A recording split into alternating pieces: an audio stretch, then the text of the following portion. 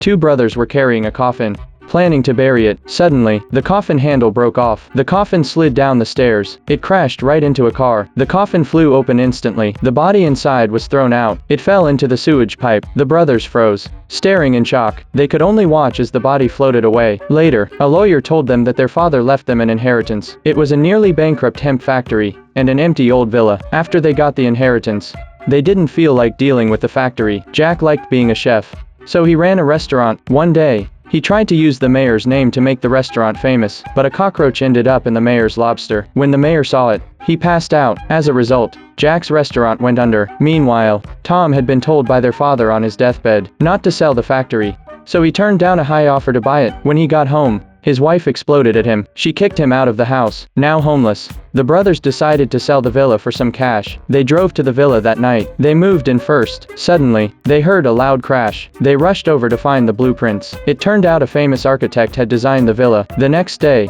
they got it appraised. The appraiser said it was worth at least $600,000. An old man nearby said he'd pay $600,000 for it. Jack was happy to hear that. Suddenly, a rich guy walked in and said he wanted the house. Jack said they were going to auction it off. The highest bidder would get it. He told the rich guy to leave. Before leaving, the rich guy said he'd pay $1 million. The brothers were stunned. That night, they were already dreaming about how to spend that $1 million. Then they saw a mouse, and that's when the nightmare began.